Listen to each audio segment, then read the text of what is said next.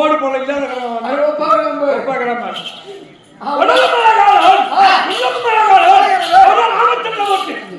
ராமச்சந்திரமூர்த்தி உள்ளமும் அழகானவன் உடலும் அழகானவன் உள்ள மனசும் வெளியா இருக்கணும் இல்லையா? சரி, ராமன் போயிட்டுதா? உடல் அழகானவள், உள்ளம் ஊனமுற்றவள். அவள் யார்?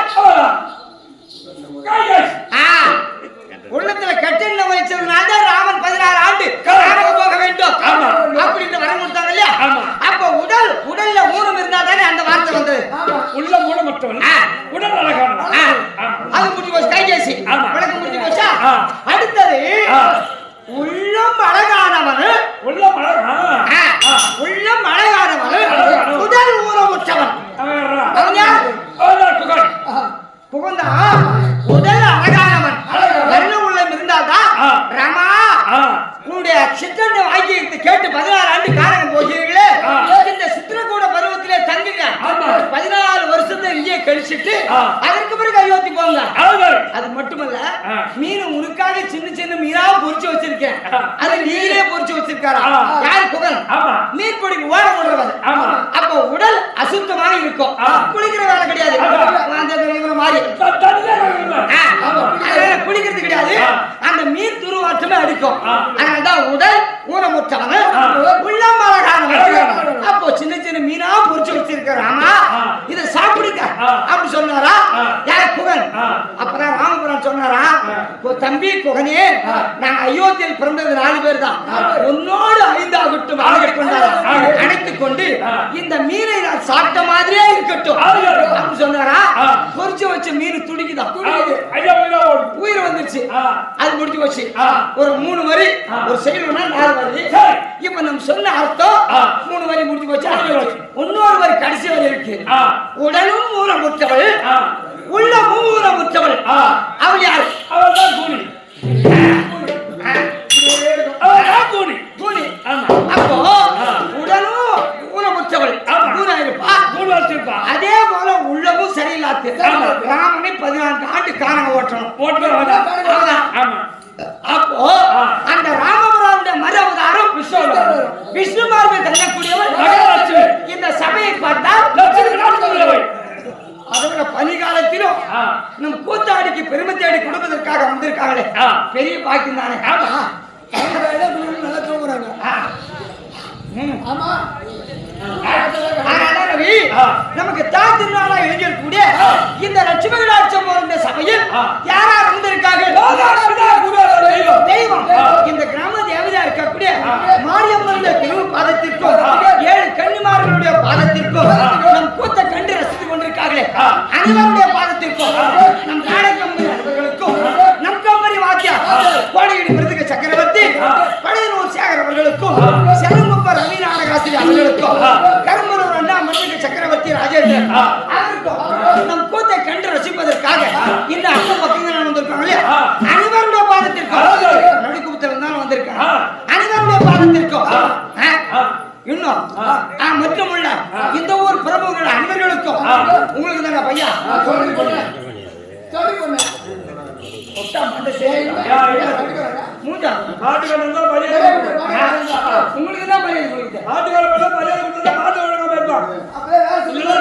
கட்டிட்டு பயமா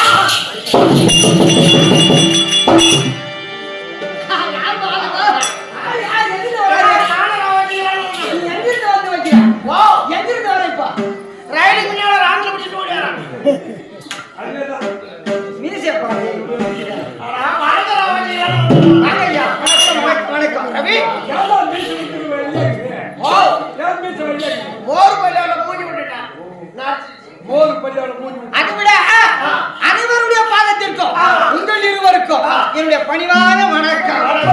அதை விட ரவி, இந்த ஊர்ல அயோத்தி ராம பாட்டு ரொம்ப பிடிக்கும். பாடு இல்லையா? அது சரி. அதனால்தான் அயோத்தி ராமா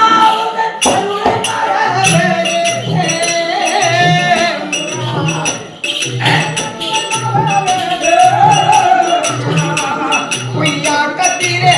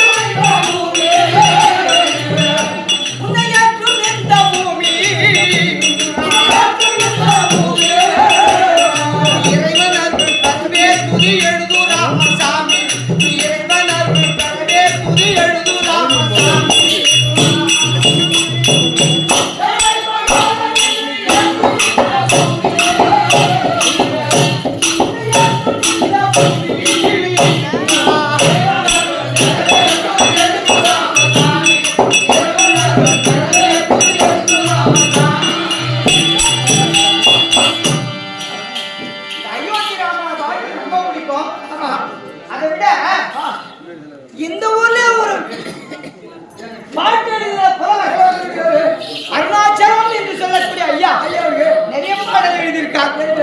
ஆனா எழுதியிருந்தாலும்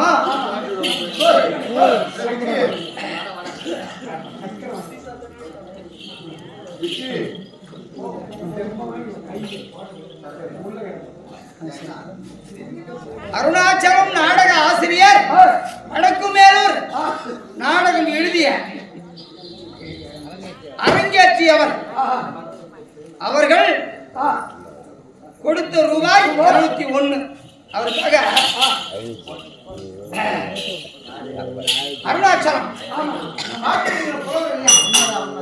சரி அவர் என்னென்ன பாடல் எழுதிக்காரு நம்ம பெண் வாசகருக்கு நிறைய பெருமை தேடி கொடுத்திருக்காரு. சொல்லுவார் இல்லையா ஏற்ற பொழுதின் பெருந்துவக்கும் தன்மகனை சாப்பிட்டார் கேட்ட தன்மகனை சாப்பிட்டார் கேட்ட தாய் ஒரு பிள்ளை பேர் எடுப்பது ஊருக்கு பெருமை தேடி கொடுக்க வேண்டும். அந்த சங்க பகுதி நாளைக்கு சங்க பகுதி தான் தாண்டி போறோம். நான் மேல் சங்கம் எனக்கு தாண்டி கீழ் சங்கம் மேல் சங்கம் மலை கிட்ட எட்டி வச்சா எட்டி பிடிச்சா அந்த மலை மலை ஜவ்வாது அந்த மலை பக்கத்திலே மேல் புழுது அதோட ஒரு பேரை சொல்றோம்னா எங்க ஊர்ல நிறைய பசங்க பாடுறாங்க. அது எப்படி பாடுறாங்க? அது எப்படி அவர் எழுதின பாட்டு முதல் தில்லை வாழு காளியம்மா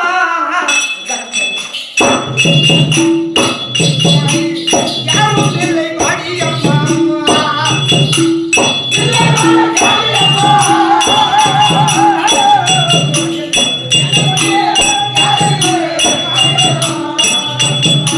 தில்லை வாழு காளியம்மா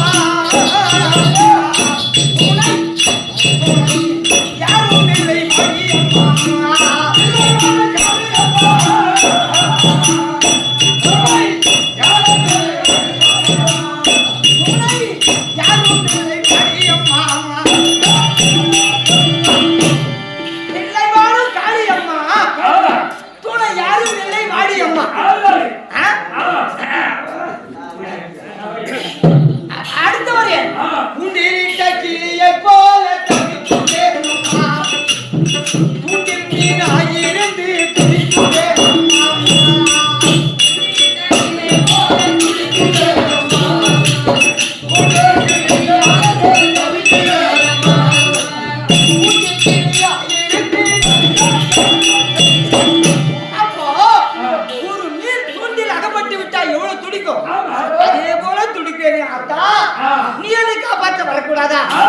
அப்படி எழுதினார். அடுத்தவர் எப்படி எழுதினார்? பட்டம் மாதம் இருந்தா பட்டம் மாதம்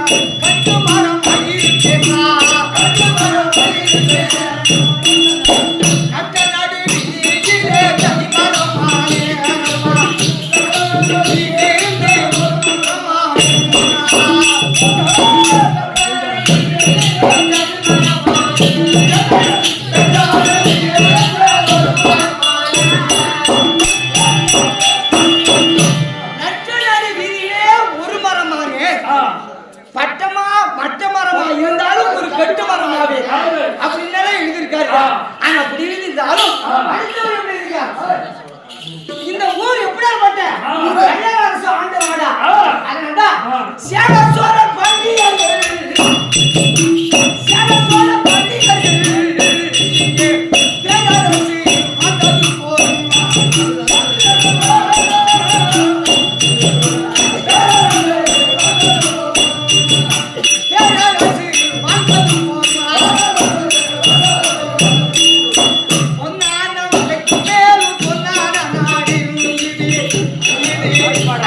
போய் எழுதி வந்தார் என்னாடும் பாடி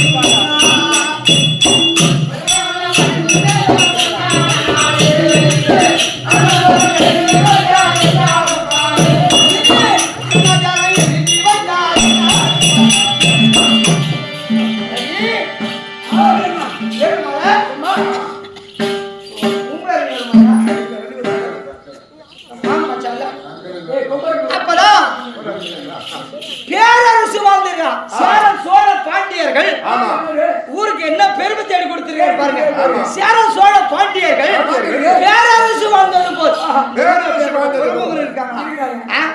பொன்னாத வடக்கு மேல பொன்னாத நாடு அருணாச்சலம் எழுதி வைத்தார் என்னாலும் பாடு நம்ம உறுதியாக மரப்படுத்தி நாடு அருகதை கற்றவர் அப்படியேற்பட்ட புண்ணியவான் சாலோக சாமீப சாரூப சாயுட்சம் என்னும் ஊருக்கு பெருமை தேடி கொடுப்பதற்காக எங்க ஜவாது மலை இருந்து நாங்க வந்து நாடகம் என்ன ஒரு பையனா கேட்பாங்க. இப்போ நீ கூட என்ன ஊரு? பாளையம்பேட்டில இருந்து வந்து ஒரு காட்டு ராஜா அங்க வந்து இங்கே ஒரு காட்டு ராஜா இங்க வந்து தாளம் அடிக்காரு. அப்ப ஊருக்கு பெருமை என்ன ஒரு பையனுப்பா இங்க வந்து நாடகாரன்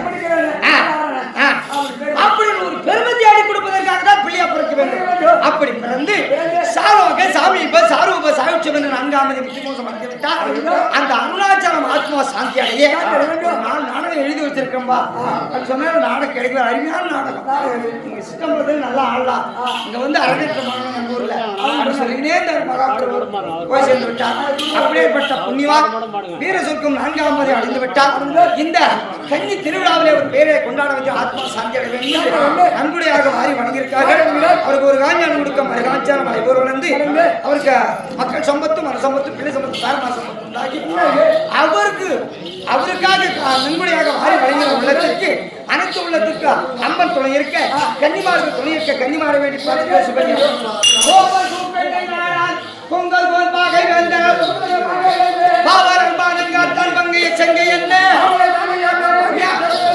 எவலர் எவர் இல்லாமல் காவலர் கண்ணன் கைகள் பொழுந்தரகரக மாறி மகாராஜ ஸ்ரீ மகாகரமூர்த்தியே நமக்கு தாய் திருநாடா விளங்கி வரக்கூடிய இந்த வடக்கு நகரத்தில் ஊர் பொதுமக்கள் அனைவர்களும் ஒன்றாக சேர்ந்து கன்னி திருவிழாவை ஏற்பாடு செய்து திருவண்ணாமலை மாவட்டம் அடுத்த பழையனூரில் நகரத்தில் இருந்து ராதாகிருஷ்ணன் நாடக சபாவும் பாலமுருகன் நாடக சபாவும் 2 ஒன்று சேர்ந்து நாடகம் நடத்த வேண்டும் என்று நம்மளை வரவேற்பு கொடுத்து போஜன விருத்திகளை கொடுத்து சாப்பாட்டு ஏதாவது குறைய தப்பி இந்த பக்கம் பகுதிக்கு வந்துட்டா மாமியார் வீட்டுக்கு அதே கதை தான் நல்ல சாப்பாடுலாம் போட வறுவல் மீன் வைக்கிறாங்க குழம்பு மீன் வைக்கிறாங்க ஆமா எல்லாம் வச்சாங்க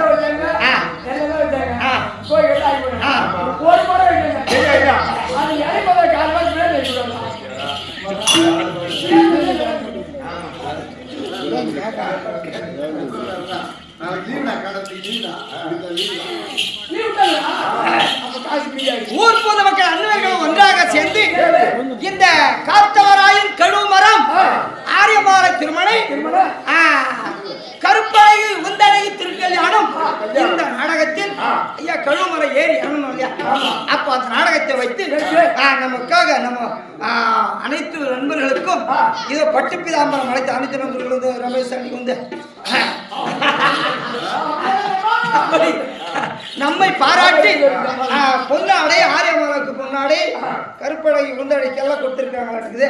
அனைவர்களுக்கும் நன்கொடையாக பட்டு பிதாம்பரம் அளித்து நம்மை பெருமைப்படுத்தி நன்கொடையா அனைவர்களுடைய குடும்பத்திலும் லட்சுமி கடாட்சி பெற வேண்டும். அனைவருடைய குடும்பத்திலும் மக்கள் சம்பத்து மன சம்பத்து பிள்ளை சம்பத்து பரமார சம்பத்து உண்டாகி அவருக்கும் கூட கூட தெய்வம் அம்மன் துணை இருக்க 7 கன்னிமார்கள் துணை இருக்க கன்னிமாரை வேண்டி பார்த்து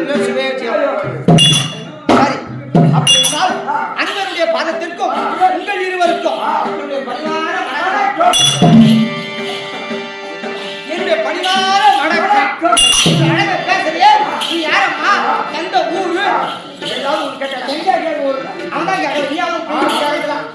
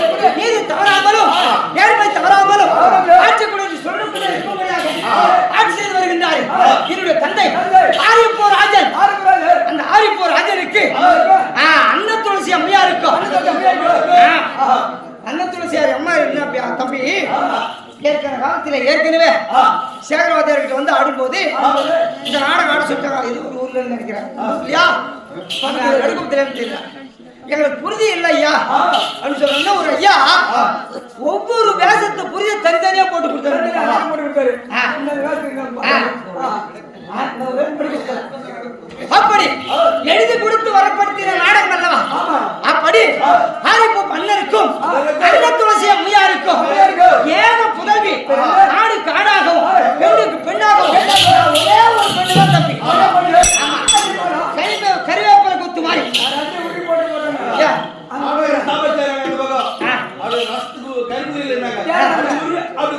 கருவேப்பலை ஒருத்தர் சொன்னாங்க இலை எடுத்து சாப்பிடுவாங்க போட்டு வச்சது வாழை இலை எடுத்துட்டு சாப்பிடலாம். அந்த இலைப்பா கருவேப்பிலை.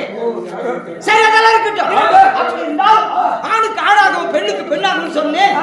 அணுன்று தம்பி நானே என் தந்தைக்கு ஆணுக்கு ஆணாகவும் பெண்ணுக்கு பெண்ணாக பிறந்திருந்தால் அதாயிட்டு அட வயசுக்கு வந்து விட்டேன்.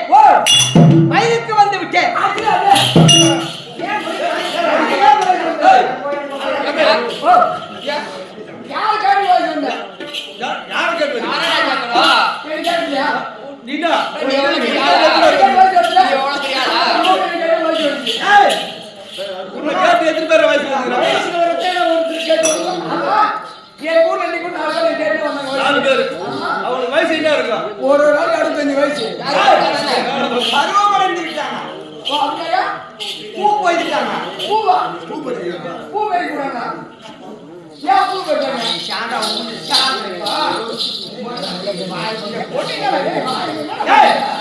ஒரு பெண் வயதுக்கு வந்துட்டாங்க சொன்னா பருவமடைந்துட்டாங்க.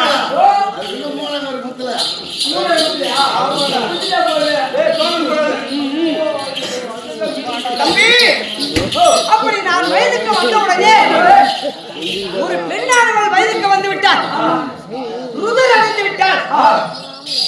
சாஸ்திரிமார்களை கொண்டு வந்து ஜோசியம் பார்ப்பாங்க இல்லையா, பார்த்த உடனே நல்ல நேரமா கெட்ட நேரமா அப்படி ஜாதகத்தை கணிதம் பண்ணி பார்க்கும் போது ஐயா அந்த ஜோசியர் சரியான ஒரு சரியில்லாத காரியத்தை சொல்லிவிட்டாரே.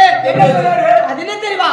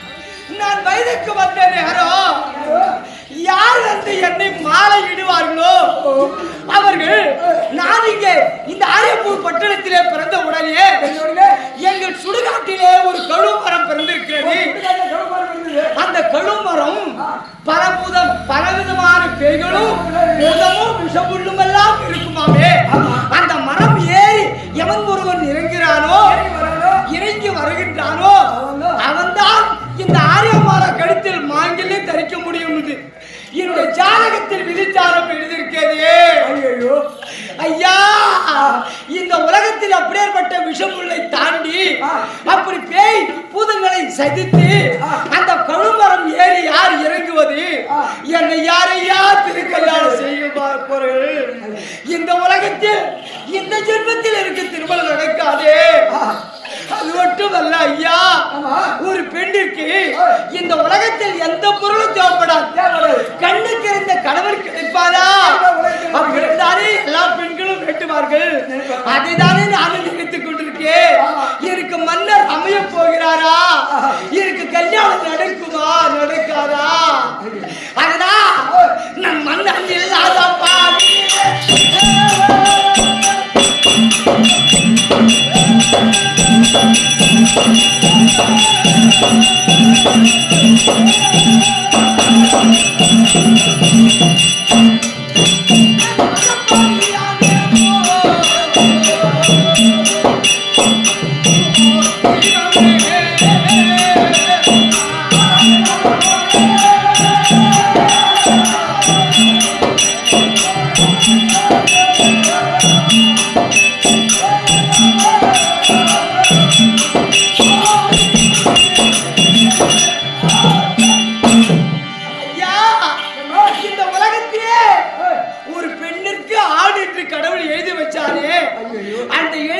சிவன் செத்து விட்டாரா என்று சொல்லும் பழமொழி படிக்க அந்த கடுமரம் ஏறி இறங்குவது யார்? என்னை யார் திருக்கல்யாணம் செய்ய போகிறார்கள்? ஒன்றுமே புரியவில்லையே ஐயா. எனக்கு வந்து நேரம் ஒக்காவுக்கு வராது போச்சு. என்னது மரமானது அப்படியே என்னோட பரவாயில்லை. விஷமுள்ளு அதுல ஏறி இறங்க முடியுமா? அது மட்டுமல்ல, அது பேய் போகுது. காளி வர துணி இருக்காங்க, யாரையும் யார விட மாட்டாங்க.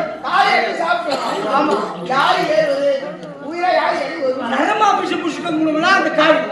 அப்போ யாராவது அந்த மரம் ஏறுவதற்கு அங்கே சென்றா அந்த அம்மா உயிரோடு விடுவாங்களா? அதுல நிறைய பேய் பூதங்கள் எல்லாம் இருக்கும். அப்போ அந்த மரம் ஏறி இறங்கி வரை உயிரோடு விட போகிறதா? அப்படியே அந்த அந்த வல்லத்த முன்னாடி தப்பித்துட்டு மேலே ஏறினாலும் பேசுவதற்கு இருக்கிறது. அதோட விஷம் இருக்கிறது. இப்படி எல்லாம் இருக்கிறது ஐயா. என் வாழ்க்கை இப்படியே இருந்து விடுமா? ஒரு மன்னன் அமைவாரா? ஒன்றுமே புரியவில்லை. ஆமா, நான் வயது கழுவரம் பிறந்து விட்டது சொன்னா இது ஜாதகத்திலே அப்படித்தானே இருக்கிறது. சரி, இருந்தாலும் நம்ம அழுது கொண்டிருந்தால் எப்படி? அதான் நான் இளமை முதல் இந்நாள் வரை சிவபூஜை செய்வது பழக்கம். என்ன ஆகுவான்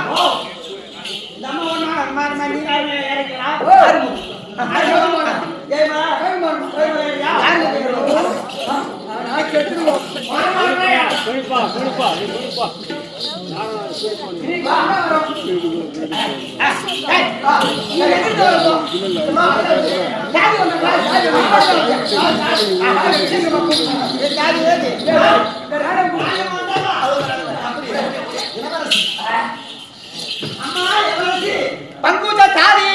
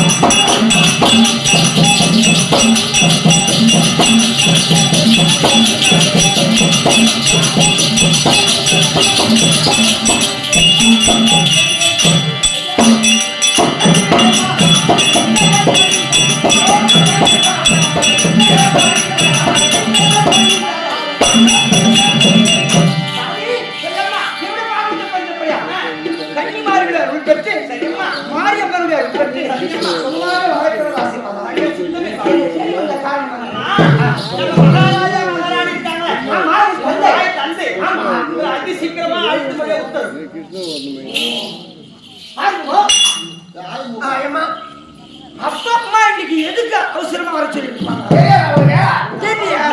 உங்க அப்பாவுக்கு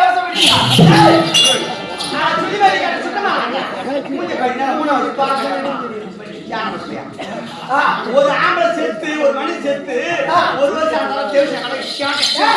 உங்க அம்மா பேசி வந்தாங்க. ஒரு ஆள் செத்து வர முடியாது. சரி